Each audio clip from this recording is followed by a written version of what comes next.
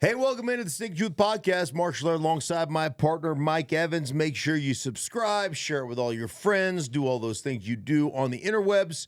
We would appreciate it. Super Bowl 58 in the books, Mike. And I got to tell you, my disappointment in the ending of that Super Bowl was epic. I cheered like a fan from my couch.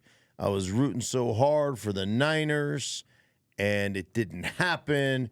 And now the Kansas City Chiefs are solidified as an ultimate dynasty. And it really just kind of makes my heart sink. Well, now we can say they're a dynasty, Well, right? I had them dynasty before this game. No. See, you're probably one of the reasons that my dream of the Niners and Kyle Shanahan winning a championship didn't come true, because you were like, not for me, they're not a 6 AFC championship games in a row, not enough.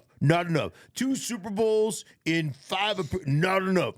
Gotta win a 3rd Super Bowl in 5 years for me to, and so they took all your hate and vitriol and they bottled it all up and put it inside them so they could be motivated to go out there and win because of people like you. If that's the case, what camera are we on? That one? Yeah, this one with the red light. Yeah. Or you want to go over here? This TV one? All right, let me look at this Okay, one. that one. Chiefs Kingdom, you're welcome. Yes. Oh, You're God. welcome.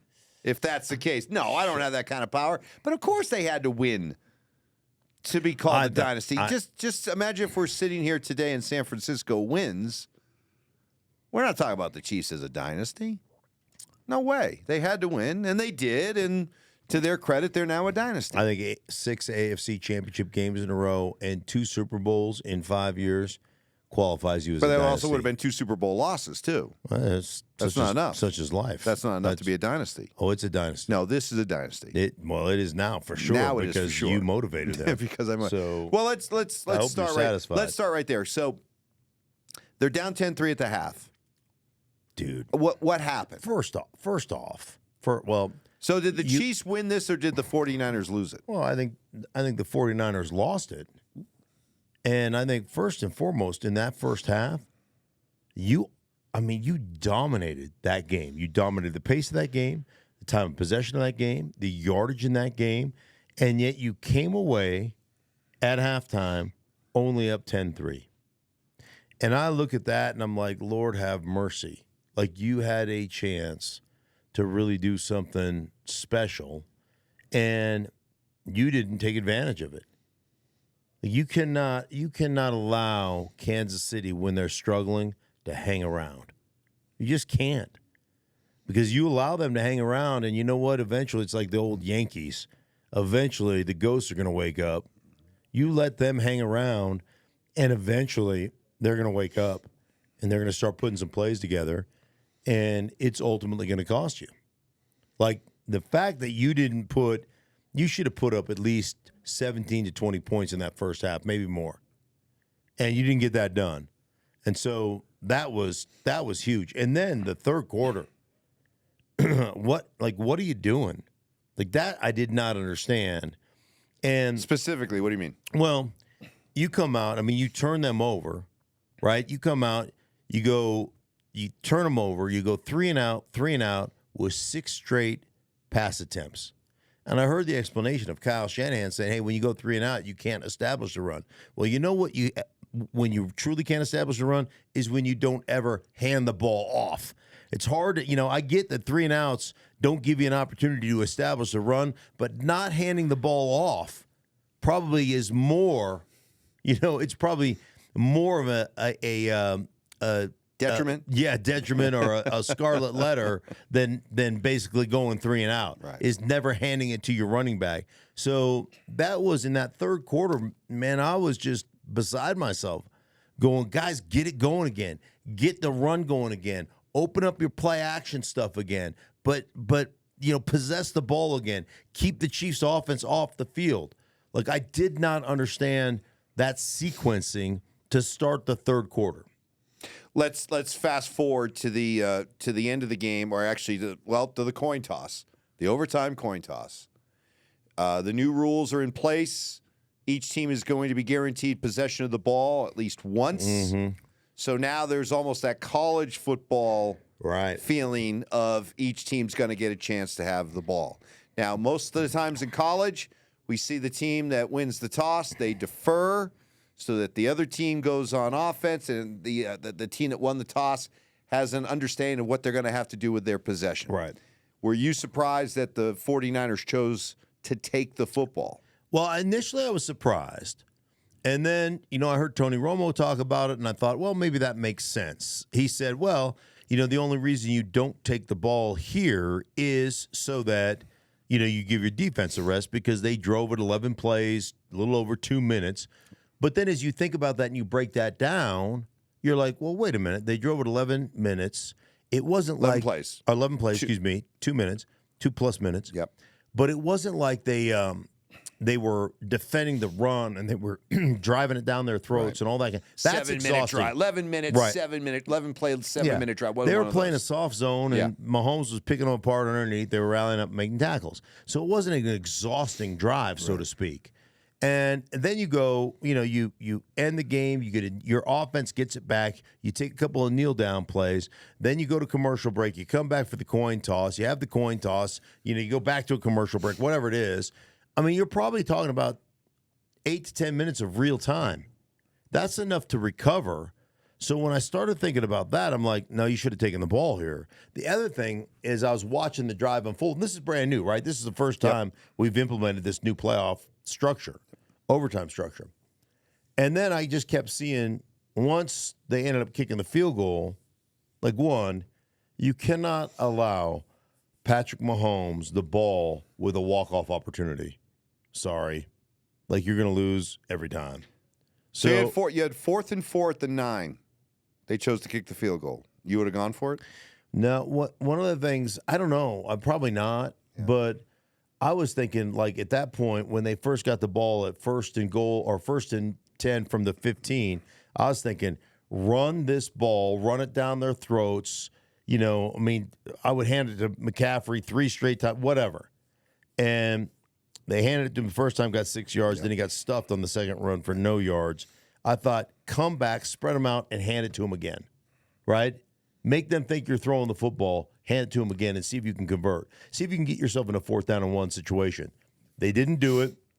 But what struck me was when Kansas City got the ball, and I realized, oh, shoot, this is for every drive's a 4 down. Because if you don't convert, you're done.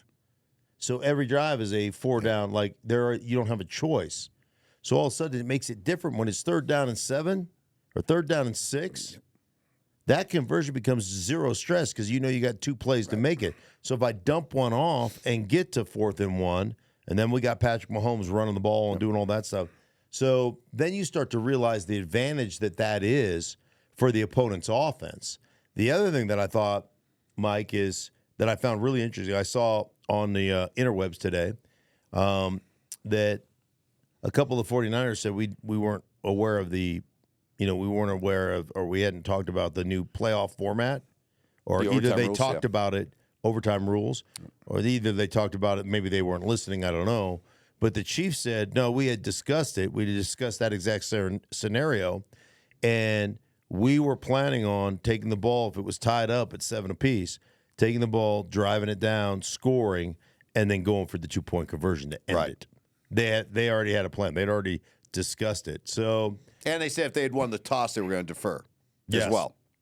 So. Yeah, because they wanted the ball last. Yeah. And, hindsight being 20/20, as it always is, I look at it now, if your defense couldn't stop them when they got the extra rest. Yeah. So what makes you think your defense was going to stop them anyhow? I just think it was a tactical error. Tactical error by Kyle Shanahan and the Niners. Of course, with the benefit of hindsight. What's Kyle's reputation, his legacy right now? Now this is 3 Super Bowls, 1 as an offensive coordinator with Atlanta, 2 as a head coach with San Francisco, blowing 3 10-point leads. And this stat's galling. In the 4th quarter and overtime of those 3 Super Bowls, OC and 2 head coaching outscored 68-12. 68-12 in those fourth quarter and overtimes. Is this guy now just unfortunately labeled as the coach that can get you there but can't get you over the top?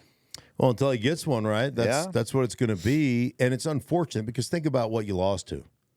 You lost to Tom Brady, the GOAT, and to Patrick Mahomes twice, the new GOAT.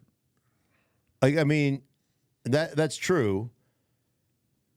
And you got there, obviously, Matt Ryan was the MVP the year you got there with Atlanta, but you got there with Jimmy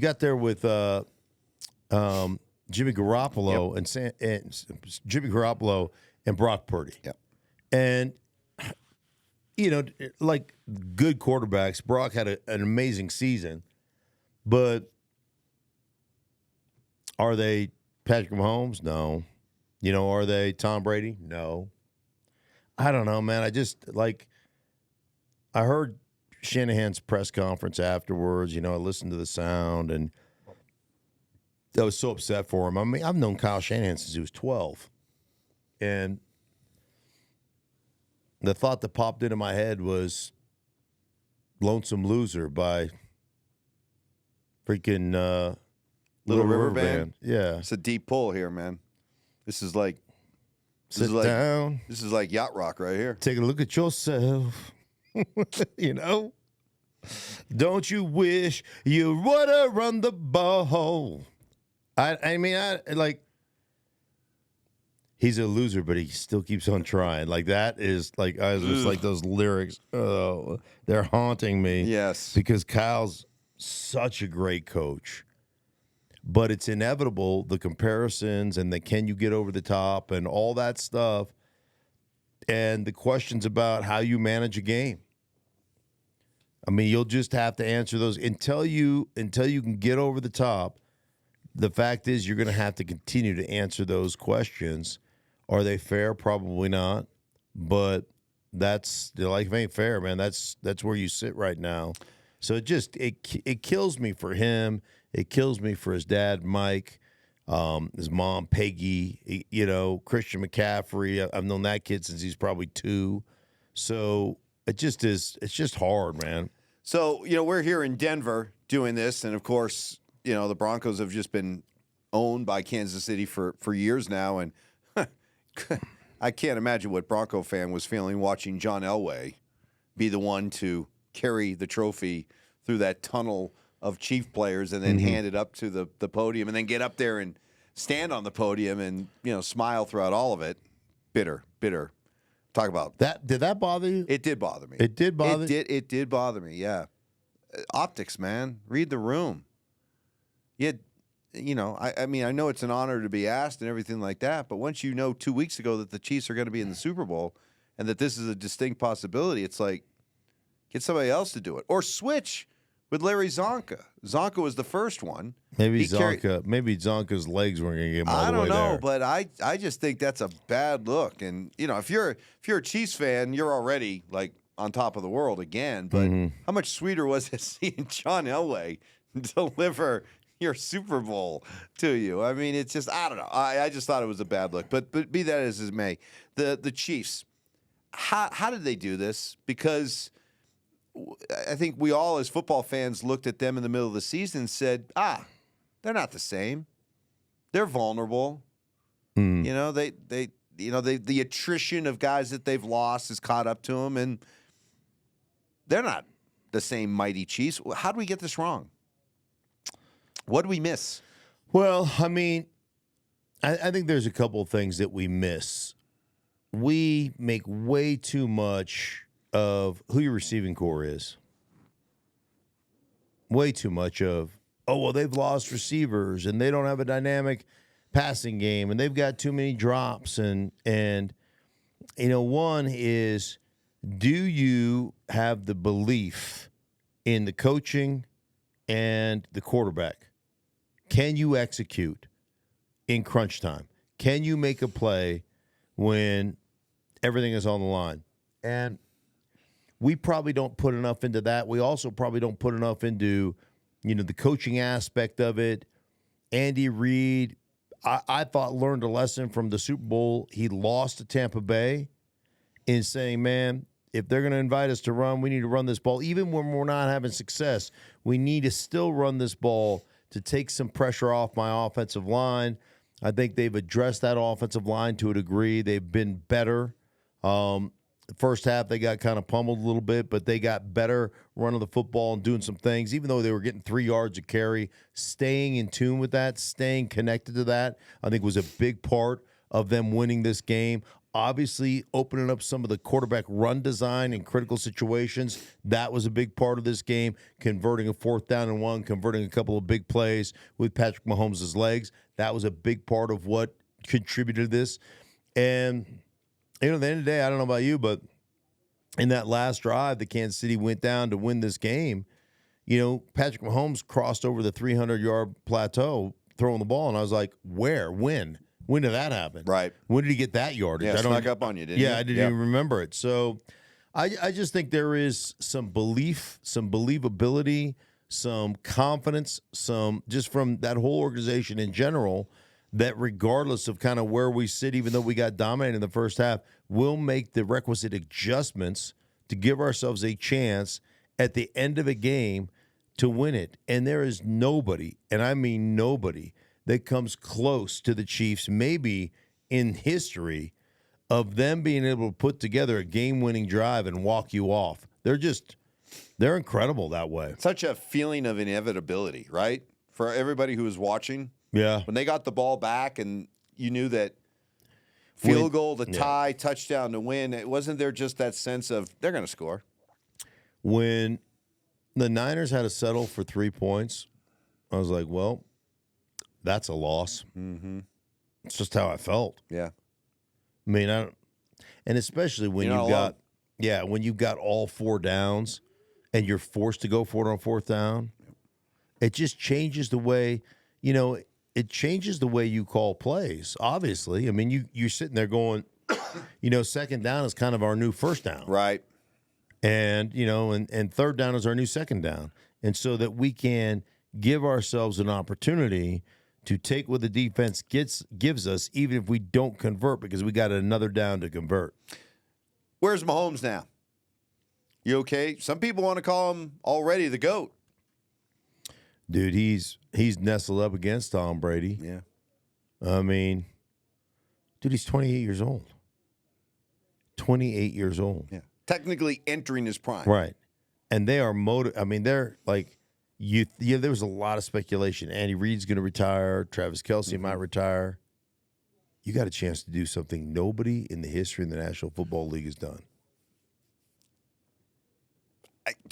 I can't bet against him.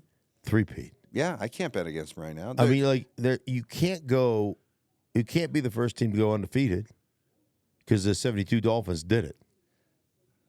But you could be the first team in the history of the National Football League to 3-peat? They shouldn't be able to do it because of free agency. They're not going to bring everybody back. I mean, they shouldn't be able to do this. But who's going to count them out until they're done? Who's going to count them out until they're eliminated? The culture of that organization, though, I mean, you walk in to the culture that's been established, and you automatically adopt that culture, and you're in it. So even though they'll lose a few guys, the guys who come in will accept kind of what's going on there and who's in charge, what the leadership has to say. I mean, it's like, is it going to be hard? Yeah, you're damn right it's going to be hard. Will they have the best chance in Super Bowl history to do it? Yep. The only concern I see is, will there be any leftover hostility, resentment for Travis Kelce shoving Andy Reid? Oh, my gosh, shoving.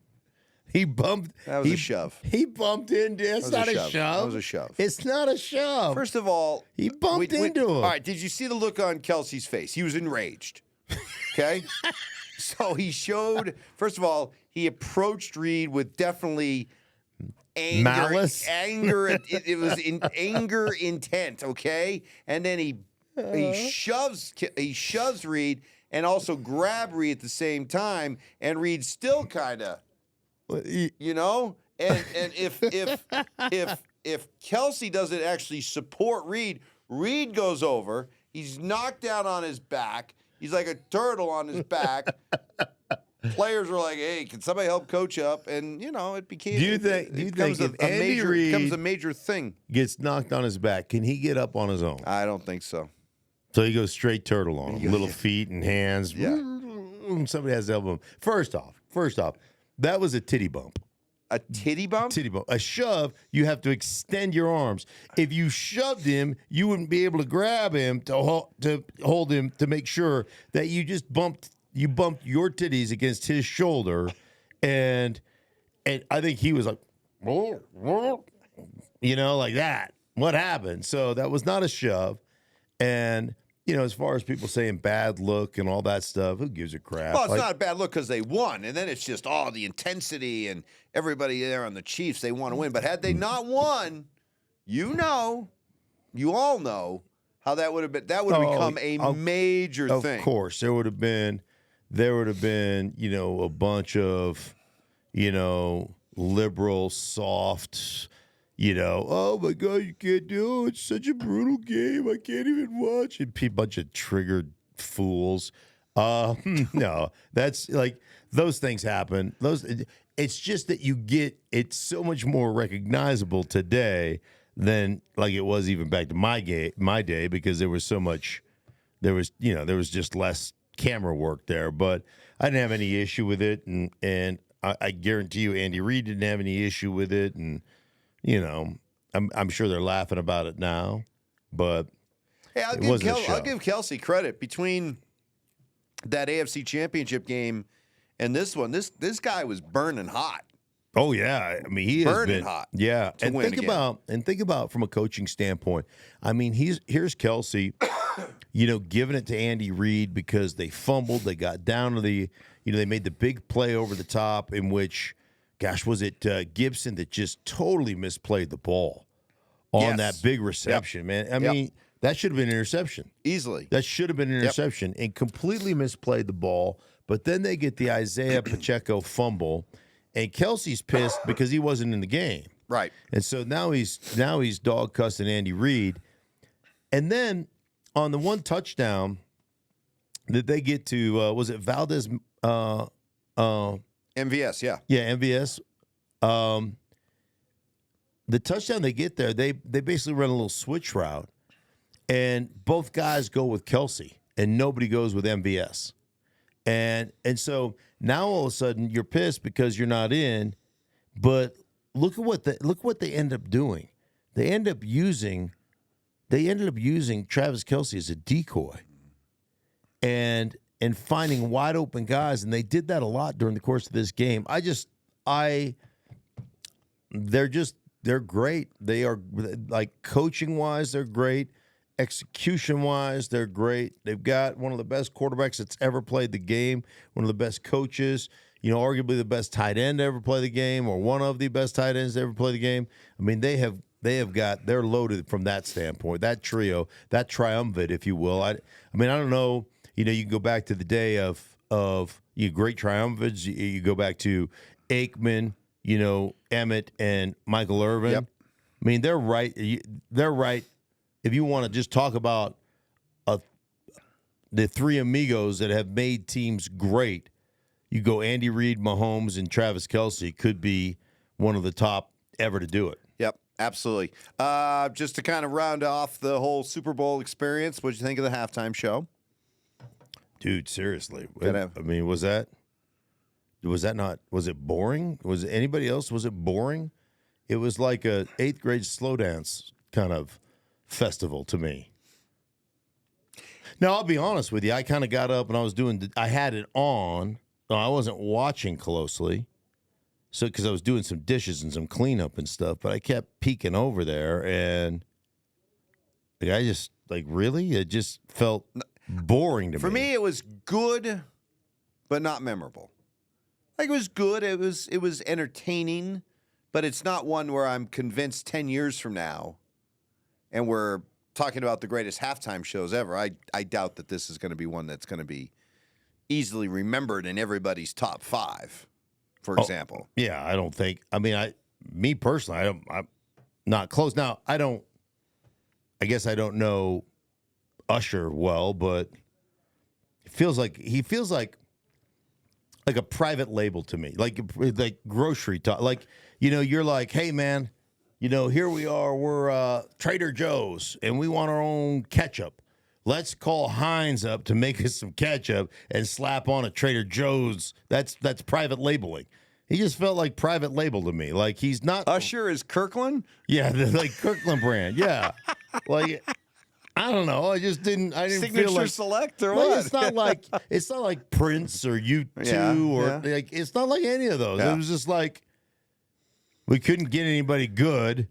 I mean, it's not that he's not good. I mean, Usher, I'm sure is the greatest thing ever or whatever. I'm going to get all, but he's not like whatever. It just didn't feel like it was like For me, Alicia Keys. Alicia Keys is the best part of that. Yeah. Like when the people you invite to come and share the stage with you are better than you, that makes you a private label.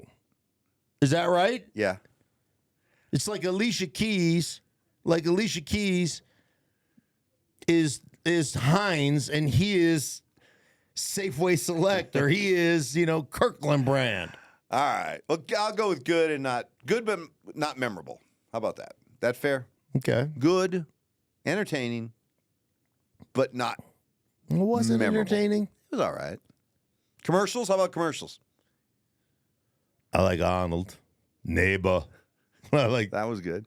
Get me out of this chopper. I like that one. That was I good. like that one. I like the Duncan with Ben Affleck, Matt Damon, and Tom Brady. I thought that was really good. Good star power there. Yeah. What else? I tell you what I love, and I mean, and I'm being completely serious. I love the Jesus commercials where they're like in that commercial they were washing their feet and Jesus gets us. Like I love those commercials because I think they're poignant. Yep. I think they're awesome. I think we live in a world that's just a mess, and I think those are really cool. But that's me. No, I'm not arguing at all. It was. I noticed it as well. I thought it was really good. So, but for the rest of the commercial, was there really anything that just like blew you away entertaining wise? Not really. I did like Affleck, and I love the ending line where Affleck and Damon are walking away, and Damon goes, "Remember when I said I'd do anything for you? This was anything." Yeah, it was like next level. I like the Jason Momoa T-Mobile commercial. Yeah, that was all right. That was fun. I know you're not an Aquaman fan, but I do not like Aquaman. You do not like. What's your problem with Aquaman? What's guy commands the sea. Right. How much crime is getting committed in the sea? Like, what are you gonna do? Like pirates and stuff like that. Like, I'm just like he's like 30 feet off the shore. Stop that! Right? I mean, what is he gonna like? What's Aquaman gonna do? I think Aquaman is probably the most useless. By the way, Lady Gaga. Oh yeah, what'd you think of Lady Gaga? Well, she looked like she was auditioning to me for The Incredibles, the movie, like that. Like she had this like kind of sprinkly mask on. This was back when it was part of the look she had when she performed at the Super Bowl a few years ago. Well, how pathetic is that? What do you mean? She's making a reprisal of her performance. Like, hey, everybody, look at me. Remember when I performed at the Super Bowl? Like, wait, let me get some attention over here. Remember, I had these same eye makeup on. Look, don't forget about me. I'm Lady Gaga. You get like, kind of sad, like, kind of sad, kind of pathetic. Why would you just go enjoy the Super Bowl? You don't got to put you don't got to put Elastigirl mask on. She looked like Elastigirl. Finally, you were in Vegas for several days. How'd you feel? How would you rate Vegas as a Super Bowl city? It's cold. It was cold. I wasn't expecting cold and rainy. Yeah, I wasn't expecting that. I think it was probably good. I think it was good. I'm sure. Like, I don't have the FOMO, so I didn't leave my room. I read and I did that. I just went to Radio Row. I rolled out of my room at 4 a.m. every morning and I walked over to Radio Row. By the time you walk through the Mandalay Bay and everything, I was staying at the MGM. It's almost a mile walk to Mandalay Bay, and then walking through Mandalay Bay is probably half a mile by the time you get to Radio Row. And I was in there from 4:30 a.m. until 3 o'clock every afternoon. And you're not a partier, no, or gambler. No. Didn't want to go see a show or anything? No. Like Blue Man Group or something like that? No desire or to see any of that crap. Magician? No, I didn't. You know, Carrot Top is still a thing. Yes. It was featured prominently on the pregame show. How is Carrot Top a thing? I don't know. Yeah, I don't understand that at all. I mean, maybe he's funny. Been doing it a long time. Yeah. So he's got to be doing something right. Doing something right. Like, what kind of person are you when you go to Vegas and go, let's see, I could see all these shows. I could go see David Copperfield. I could go see, Wayne Newton. I could go see you two over at the whatchamacallit, at the Sphere. Yeah. I could Somebody's doing a residence. Right. There's There's always people doing a residence. Yep. You know what sounds great to me? Carrot Top. Right? Well, he's been doing it for a long time. I thought, I saw the Thunder Down Under. Oh, yeah. You sent me the picture of that. Yeah. Were you there as a spectator or participant? I said, give me the 4-man bobsled. So No, now, I didn't actually. the great news is, football fans, it never stops. As I've joked on this podcast before, the NFL is a 365-day-a-year beast that needs to be fed. Yeah. And so now we jump right into free agency. Free agency is only about about a month away. I know, it's right around the corner. So, and you're going to find out so much about your team in free agency, kind of where they go, what holes they fill, and then you flip that. Okay, they didn't fill this hole. Where do we go in the draft? Who do we get in the draft? How do we build our football team? So, and even before that, we have who gets cut, gets restructured, right? All that kind of stuff. Yeah, there's all kinds of stuff coming down the pipe. Wheel keeps turning. Yep, and we will be right here for all of it. All off season. We'll be here with you guys at least a couple times a week. So for everybody involved in the Stink Truth podcast, I am Mark. He is Mike. We thank you so much for listening. We thank you so much for participating. Make sure you send us a comment. We'll try to get back to you on those as well. That's it for us. Super Bowl wrap. And here we go. The procurement stage of the offseason right around the corner. That's the Stink Truth podcast. Thank you so much. Hey, for everybody involved in the Stinky Truth, we thank you so much. Thank you for watching. If you enjoyed the video, please make sure you don't forget to give us a thumbs up. Subscribe to our channel for more content just like this. If you want to see more of our videos, you can also be sure to check out our playlist. Let us know exactly what you think in the comments below. We appreciate you guys so much for being a part of that. Don't forget to follow us on social media to stay up to date on our latest updates. Links are in the description. Thanks again for watching, and we'll see you in the next video.